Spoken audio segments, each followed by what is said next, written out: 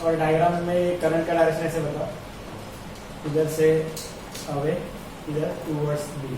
ठीक है,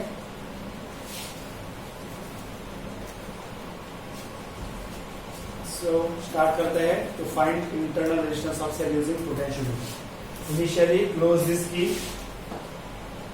and open this. क्या किया, ये की को क्लोज किया, ये की को ओपन रखा। ओके, तो K1 इज ओपन,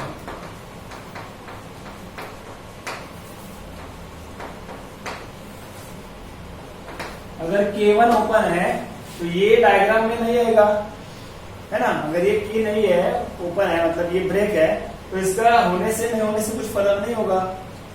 तो सीधा कनेक्शन कैसे आएगा, डायरेक्टली किधर जा रहा है, बराबर है।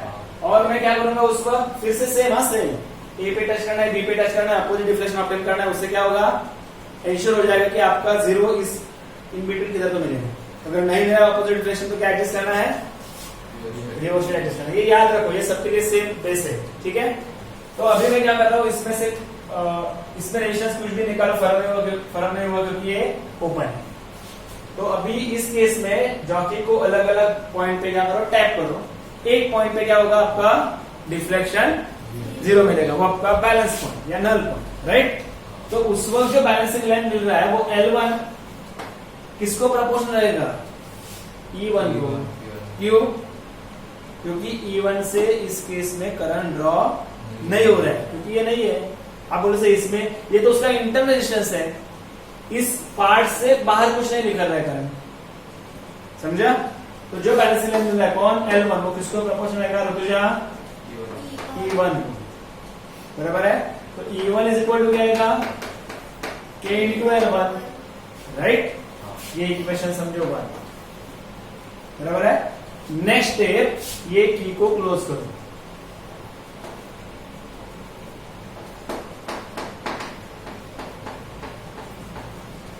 अगर ये क्लोज है तो ये रेजिस्टेंस इस सर्किट में आएगा, मतलब ये सब भूल जाओ, ये पूरा एक सर्किट बन गया ना। तो अगर ये सर्किट बन गया तो इसमें से करंट फ्लो होगा, ये पूरे सर्किट में से करंट इसमें से फ्लो होगा, किसके थ्रू, E1 के थ्रू। इसका मतलब अभी क्या हो रहा है, E1 से करंट निकल रहा है कि नहीं निकल रहा है, this will draw some current. ह्या रेजिस्टन्स मधनं हा रेजिस्टन्स यातनं काय करंट खेचतोय, जेव्हा जेव्हा रेजिस्टन्स कनेक्ट करणार, म्हणजे सेल कनेक्ट करणार, तेव्हा जेव्हा रेजिस्टन्स मधनं काय फ्लो होणार, करंट फ्लो होणार। त्या रेजिस्टन्सच्या अक्रॉस काय तयार होणार, पोटेंशियल। ये याद रखो, पोटेंशियल डिफरेंस इधर नहीं होगा, पोटेंशियल डिफरेंस इधर होगा, समझ में आ रहा है। ठीक है, तो अभी उस वक्त भी बैलेंसिंग लाइन ऑब्टेन करूंगा मैं, उधर उसको मैं नाम दे रहा हूं क्या, L2, डिफ्लेक्शन जीरो। तो जो बैलेंसिंग लाइन मिलेगा, बोलो सर डिफ्लेक्शन जीरो मतलब करंट नहीं फ्लो रहा है, करंट नहीं फ्लो रहा है मतलब किससे नहीं फ्लो रहा है, इससे नहीं फ्लो रहा है, लेकिन इससे फ्लो होगा क्योंकि ये सर्किट में आ गया, समझा। तो जो L2 मिलेगा वो अभी E1 को प्रोपोर्शनल नहीं रहेगा, इसके अक्रॉस जो पोटेंशियल डिफरेंस रहेगा, जो भी कुछ रहेगा इस दो पॉइंट के बीच में, V बोलते हैं उसमें, तो ये अभी किसको प्रोपोर्शनल रहेगा, V को प्रोपोर्शनल रहेगा। मतलब V is equal to what, K into L2, जिसको इक्वेशन में नाम देता हूं 2। अरे समझा इधर तक, इस दो पॉइंट तक किसी को डाउट है, चलो आगे बढ़ेंगे। ठीक है, अभी ये E1 जो है, देखो ये उसको मैं नाम देता हूं, जरा अलग से एक सर्किट को मैं कुछ नाम दे रहा हूं। ये रेक्टेंगल जो फॉर्म हुआ है ना, ये रेक्टेंगल आपको दिख रहा है ना, ये लूप, इसको मैं नाम दे रहा हूं A, B, C and D। हाँ ठीक है, अभी मुझे E1 का अगर वैल्यू फाइंड करना है, E1 का वैल्यू फाइंड करना है मतलब E1 का फॉर्मूला अगर तैयार करना है, तो मुझे ABCD इसको किरचॉफ वोल्टेज लॉ अप्लाई करना पड़ेगा। क्या करना पड़ेगा, ABCD इस लूप को किरचॉफ वोल्टेज लॉ। सो इधर मैं लिखता हूं नाउ अप्लाई, क्या अप्लाई करो, KVL किस लूप को, फॉर लूप ABCD, रोज लूप ना। A से स्टार्ट करके पहले कौन है, TML, रूल मत भूलो। किधर जा रहे हैं हम लोग, नेगेटिव की तरफ, उधर क्या आएगा E1। अभी इसमें से करंट समझो I फ्लो हो रहा है, कितना करंट फ्लो हो रहा है, I करंट फ्लो हो रहा है। तो इधर रेजिस्टेंस R है, करंट I है, तो इसका पोटेंशियल डिफरेंस क्या आएगा? I into R. बोलो मत, पोटेंशियल डिफरेंस क्या है ना? I into R. अभी मैं करंट ऐसे पास होगा ना, करंट ऐसे पास होगा, ये याद रखो, पॉजिटिव टू नेगेटिव ना, बराबर। तो इसके अक्रॉस हम लोग जा रहे हैं इधर से इधर, लेकिन करंट आ रहा है इधर से इधर, तो negative to positive plus I R. अरे समझा? उसके बाद कौन है? बी टू सी में कुछ नहीं है, सी टू डी में कौन है? करंट ऐसे आ रहा है, रेजिस्टेंस ये है ना, लूप का डायरेक्शन ये है, करंट का डायरेक्शन ये है, पॉजिटिव आई आर। की क्या कुछ कंपाउंड नहीं है, की जैसे मेक एंड ब्रेक कनेक्शन के लिए डिवाइस है। फिर से डी के बाद ए इधर कुछ भी नहीं, तो इधर क्या लिखेंगे? Equal to 0। सबका साइन में अगर चेंज कर देता हूं तो क्या हो जाएगा? E1 minus I R minus I into capital R is equal to 0। इसका मतलब E1 इज इक्वल टू क्या मिलेगा? उसको अगर राइट में ट्रांसफर करूंगा तो दोनों को, अरे समझा? ये हो गया E1 का फॉर्मूला मिला मुझे। किससे मिला? Apply Kirchhoff voltage law. Similarly V का भी फॉर्मूला है मेरे पास। V का तो पोटेंशियल डिफरेंस का जनरल फॉर्मूला क्या है? ओम्स लॉ से। Very good. ओम्स लॉ से फॉर्मूला क्या है उसका? I into R. Okay, very good. So also by which law? Ohm's law, V is equal to what? V is equal to R. अब ये E1 का value and V का value मैं equation 1 and equation 2 में put करता हूं, right? तो क्या हो जाएगा? देखो इधर लिख रहा है, therefore equation 1 becomes, E1 का वैल्यू क्या मिला है? I R plus I R is equal to K into L1। इसको मैं 3 मान रहा हूं। इक्वेशन 2 क्या हो जाएगा? देखो, इक्वेशन 2 becomes, बोलो ना, I R is equal to, बोलो, अरे लक्ष्य ने बोला ना, तुझे यश क्या कहता तुम्ही? V का वैल्यू I उसमें पुट किया, तो I is equal to K into L2। क्या उसमें ऐड है? बराबर। अभी इक्वेशन 3 अपन इक्वेशन 4 करता हूं मैं। Equation 3 divide by equation 4। ये स्टेप याद रखने की कोशिश करना है। क्या किया इधर, क्या किया इधर, क्या किया, ये स्टेप याद रखने की कोशिश करना है। लिखने से ही वो याद होगा। आप बोलोगे मैं पढ़ाई करता हूँ, होमवर्क लिखता हूँ, वो कॉपी होता है। आप कोशिश करो याद रखने की, खाली स्टेप याद मत रखो, उसके पीछे कंसेप्ट क्या है, क्यों ये स्टेप किया है, क्यों इसको ये इक्वेशन मिला है, इसके बारे में सोचोगे तो आपको लिखने में ज्यादा रिकलेक्ट करने की ज्यादा ताकत नहीं लगेगी, अपने आप रिकलेक्ट हो जाओगे।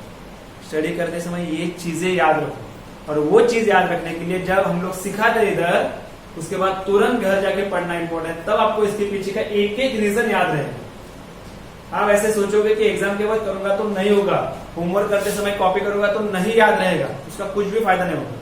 तो जो एक एक चीज के रीजन बोल रहा हूं, वो रीजन याद रखने के लिए क्या करना पड़ेगा आपको? तुरंत घर जाके कंपलसरी पढ़ना पड़ेगा, और इधर आने के बाद भी कंपलसरी पढ़ना पड़ेगा। उससे दूसरा अच्छा कुछ वे मेरे पास नहीं है। समझ में आ रहा है क्या बोल रहा हूं मैं? तो याद रखो, ये कंटिन्यू करो हर लेक्चर के लिए, कोई भी सब्जेक्ट हो, मैथ्स, फिजिक्स, बायो, केमिस्ट्री, सबके लिए। ओके, तो इक्वेशन 3 डिवाइड बाय इक्वेशन 4। तो अभी क्या करूंगा मैं? I R plus I R divide by is equal to आगे K into L1 divide by K cancel. Okay, जरा लिखो इधर तक, जल्दी लिखो।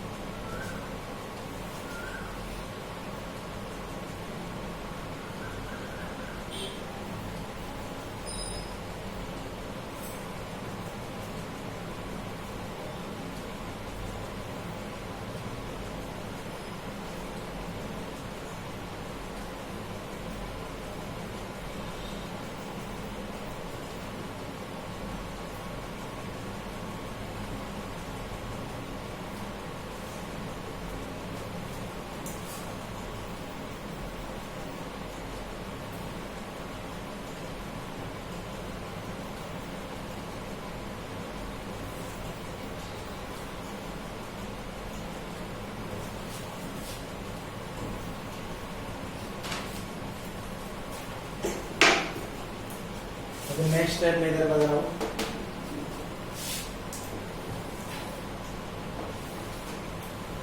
ये आर अगर कॉमन निकाल रहा हूं मैं, क्या बचेगा? R plus capital R divide by I R, I cancel, क्या बचेगा? L1 अपॉन L2 राइट में है, R plus R divide by R is equal to L1 upon L2। अभी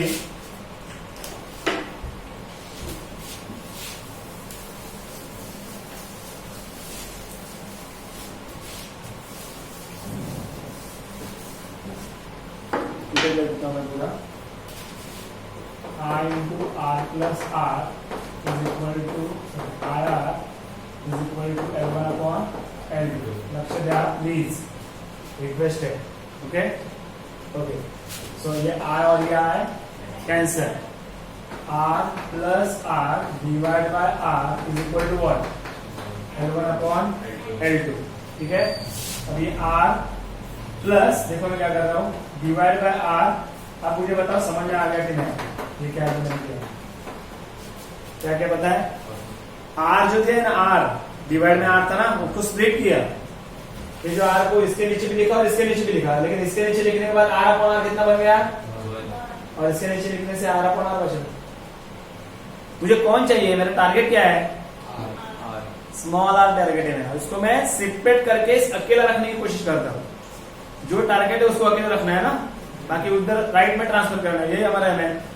तो पहले 1 ट्रांसफर करो उधर, ये आर अपॉन आर, आर को इधर रखना है, तो पहले ये वाला उधर ट्रांसफर करेंगे, तो उधर जाके माइनस हो जाएगा ना वो, बराबर। तो अभी ये आर इधर डिवाइड है, उधर जाके मल्टीप्लाई, लेकिन पूरे ब्रैकेट को ये आपका मिल गया स्मॉल आर का वैल्यू। अब मुझे बताओ, आर का वैल्यू आपके पास पता रहेगा, जब ये की क्लोज करेंगे ना आप, तब इसमें से कुछ वैल्यू रिमूव करना है। मैंने आपको बताया था बॉक्स कैसे रहता है, वो उसमें से कुछ वैल्यू निकालोगे तो आपको बैलेंसिंग लाइन जो मिलेगा वो आपका L2 रहेगा, और उस R का वैल्यू आपको पता रहेगा, वो उधर पुट करना है। L1 का वैल्यू पता रहेगा, जब ये की ओपन रहता है ना, तब जो बैलेंसिंग लाइन मिलता है L1, और ये की क्लोज करने के बाद R निकालने के बाद इधर एक बैलेंसिंग लाइन मिलता है, वो आपका L2। L1 पता रहेगा, L2 पता रहेगा, R पता रहेगा, तो ये कैलकुलेशन से क्या मिलेगा आपको? स्मॉल आर मिलेगा, which is required internal resistance of cell. तो इधर थोड़ा सा और अरेंज करेंगे, तो R ऐसे रखो, L1 minus L2 divide bye, बराबर ना? क्या क्या किया पहले पता है आपको? ये पहले की क्लोज किया, ये की ओपन रखा, बैलेंस किया, वो L1 है जो E1 को प्रोपोर्शनल, तो मुझे मिला E1। देखो बुक में रेफर करो मैं जो बोल रहा हूँ, मुझे मिला E1 is equal to K into L1। उसके बाद ये की को क्लोज किया, इसमें से कुछ वैल्यू निकाला और बैलेंसिंग ऑप्शन किया, वो मेरा इसके पोटेंशियल डिफरेंस को प्रोपोर्शनल है आपके रूल के हिसाब से, क्योंकि जब ये क्लोज करेंगे तो इसमें से करंट फ्लो होगा। तो जो बैलेंसिंग लेंथ है वो इसके पोटेंशियल डिफरेंस का प्रोपोर्शनल है। आप बोलोगे सर इसके नहीं, इसका पोटेंशियल डिफरेंस इसके अक्रॉस आ रहा है। पोटेंशियल डिफरेंस सेल का नहीं होता है, पोटेंशियल डिफरेंस किसी रेजिस्टेंस को अगर लगा देंगे इसमें तो उसके अक्रॉस पोटेंशियल डिफरेंस होता है, ठीक है। तो उसका पोटेंशियल डिफरेंस को L2 प्रोपोर्शनल है, तो वो मिला V is equal to K into L2। फिर ABCD इस लूप को किरचॉफ वोल्टेज लॉ अप्लाई करके मुझे मिला E is equal to capital I into small r plus capital I into capital R and V is equal to IR, Ohm's law से law के हिसाब से। फिर इक्वेशन 1 में E1 का वैल्यू पुट किया तो मुझे मिला I into capital R plus I into small r is equal to K into L1। Similarly V का वैल्यू IR इक्वेशन 2 में पुट किया तो मुझे क्या मिला IR is equal to K into L2। फिर इक्वेशन 3 डिवाइड बाय इक्वेशन 4 किया, फिर I कॉमन निकाला, कैंसिल हो गया, L1 L2 ऐसे बचा, K कैंसिल हो गया। फिर रीअरेंज करके क्या मिला, small r is equal to capital R into L1 upon L2 minus 1 या capital R into L1 minus L2 divide by L2। Understood, ठीक है, लिखो याद होगा। इसके बाद ये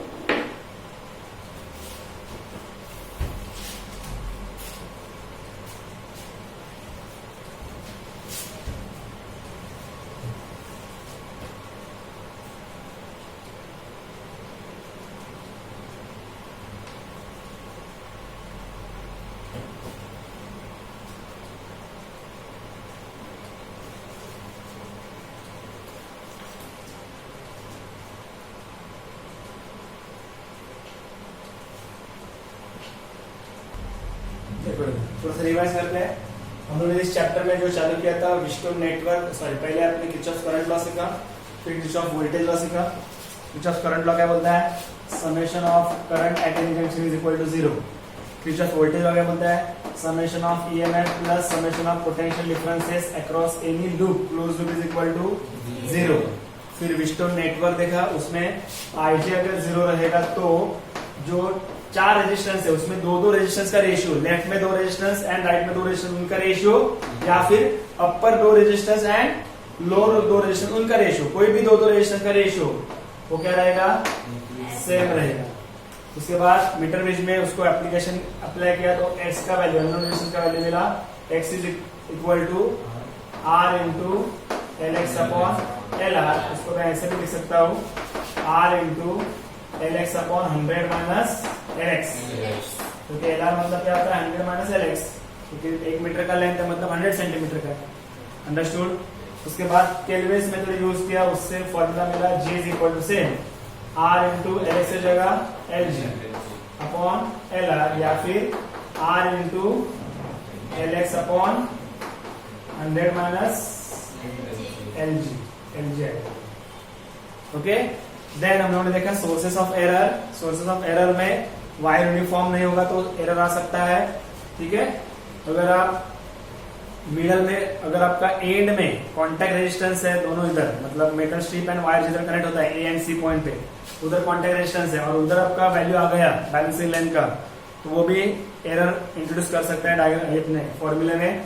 एंड तीसरा क्या था, अगर आपका measurement of LX and LR proper नहीं है स्केल के एज के हिसाब से या कुछ भी, LX एंड LR अगर प्रॉपर नहीं मेजर करोगे तो भी एरर आ सकता है। इसको अवॉइड करने के लिए पहले आपका वायर आपको यूनिफॉर्म क्रॉस सेक्शन का रखना है, बराबर।